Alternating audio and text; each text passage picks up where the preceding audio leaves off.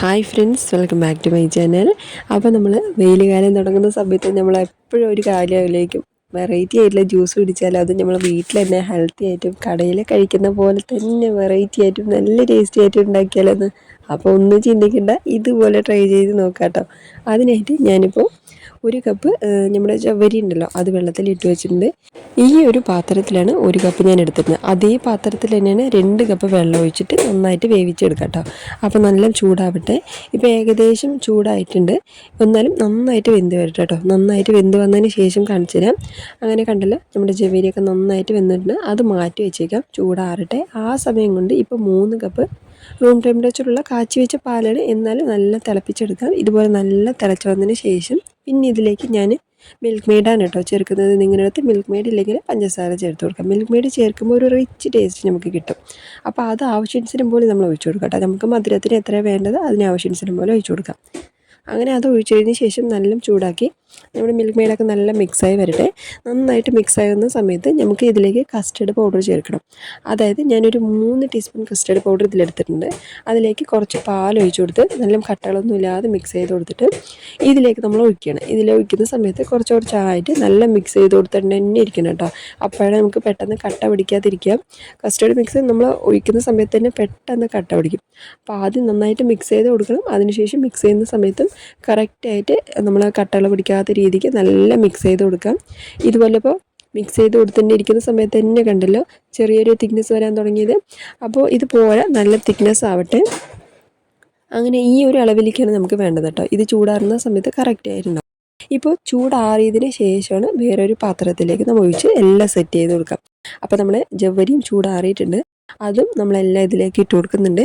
ഇതെല്ലാം ഇട്ട് കൊടുത്ത് അത് നന്നായിട്ടൊന്ന് മിക്സ് ചെയ്ത് കൊടുക്കാം. നമ്മുടെ ചവ്വരിയും നമ്മുടെ കസ്റ്റേർഡ് മിൽക്ക് നല്ല മിക്സായി വരട്ടെ. മിക്സായി വന്നതിന് ശേഷം നമ്മുടെ അടുത്ത് ഏതാ ഫ്രൂട്ട്സ് ഉള്ളത് ആ ഫ്രൂട്ട്സുകളെല്ലാം ചേർത്ത് കൊടുക്കട്ടെ. അപ്പോൾ ഞാൻ എന്നോടുള്ള ഫ്രൂട്ട്സുകളൊക്കെ ചേർത്ത് കൊടുക്കാം. അപ്പോൾ ആദ്യം വന്നിട്ട് ഞാൻ പഴമാണ് കേട്ടോ, നേന്ത്രം പഴം ഉണ്ടല്ലോ അതാണ്. നിങ്ങൾ ചെറുപഴം ആണെങ്കിലും കുഴപ്പമില്ല. പിന്നെ ആപ്പിൾ, പിന്നെ വാട്ടർ മെലൺ, പിന്നെ പപ്പായ.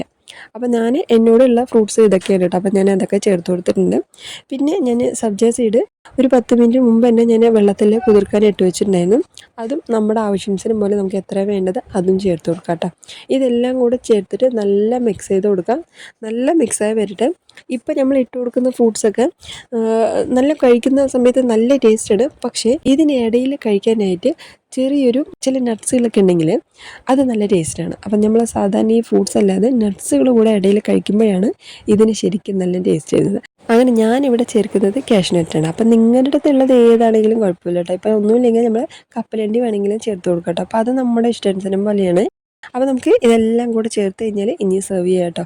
അടിപൊളിയായിട്ട് കുറച്ച് ഫ്രിഡ്ജിൽ വെച്ച് തണുപ്പിച്ചിട്ട് വേണം കേട്ടോ കഴിക്കാൻ. അപ്പോഴാണ് ഇതിൻ്റെ ഒരു റിച്ച് ടേസ്റ്റ് നമുക്ക് തരുന്നത് കേട്ടോ. അങ്ങനെ എല്ലാം തണുപ്പിച്ച് സെറ്റ് ചെയ്തതിന് ശേഷമാണ് ഇപ്പം ഞാൻ സെർവ് ചെയ്യുന്നത്. അപ്പം നോൽമ്പ് തുറക്കുന്ന സമയത്താണെങ്കിലും ശരി, നോൽമ്പ് ഇല്ലാതിരിക്കുന്നവർക്കാണെങ്കിൽ ശരി, എല്ലാവർക്കും ട്രൈ ചെയ്യാമെന്ന് പറയുന്ന സമയത്ത് ഉറപ്പായിട്ടും കാണുമ്പോൾ തന്നെ നിങ്ങൾക്ക് ട്രൈ ചെയ്യണമെന്ന് തോന്നും. അപ്പോൾ ഞാൻ മുകളിൽ കുറച്ച് സബ്ജ സൈഡ് ചെറിയൊരു ഭംഗിക്ക് വേണ്ടി ഇട്ട് കൊടുത്തിരിക്കുകയാണ്. അങ്ങനെ ഇതുപോലെ നമ്മൾ വീട്ടിലെ കുട്ടികൾക്ക് ട്രൈ ചെയ്ത് കൊടുക്കുകയാണെങ്കിൽ എത്ര വേണമെങ്കിലും ചോദിച്ച് കഴിക്കും. അതുപോലെ ഏത് ഫ്രൂട്ട്സ് ആണെങ്കിലും കഴിക്കുകയും ചെയ്യും കേട്ടോ. ഇതിപ്പോൾ നമ്മൾ വീട്ടിൽ വെറുതെ ഫ്രൂട്ട്സൊക്കെ എല്ലാം ഒന്ന് കട്ട് ചെയ്തിട്ട് ബൗളിൽ ഇട്ട് കൊടുത്താൽ വേണ്ടാന്ന് പറയും. പക്ഷെ ഞാൻ ഇതുപോലെ ട്രൈ ചെയ്ത് കൊടുക്കുകയാണെങ്കിൽ എല്ലാ ഫ്രൂട്ട്സും തന്നെ കഴിക്കും. അതുപോലെ തന്നെ മക്കളെല്ലാവരും കഴിക്കുകയും ചെയ്യും കേട്ടോ. മക്കളെന്നല്ല, വലിയവരാണെങ്കിലും വീണ്ടും ചോദിച്ച് മേടിച്ച് കഴിക്കും കേട്ടോ. അപ്പോൾ അടിപൊളിയായിട്ട് വയറും മനസ്സും എല്ലാം നിറയുന്ന രീതിക്ക് സാബുദാന ഫ്രൂട്ട്സ് കസ്റ്റേർഡ് മിൽക്ക് ഇനി ഇതുപോലെ ട്രൈ ചെയ്ത് നോക്കുക. ലൈക്ക് ചെയ്യുക, സബ്സ്ക്രൈബ് ചെയ്യുക, കമൻറ്റ് ചെയ്യുക, ഷെയർ ചെയ്ത് കൊടുത്ത് ചാനൽ സപ്പോർട്ട് ചെയ്യാനൊന്നും മറക്കല്ലേ.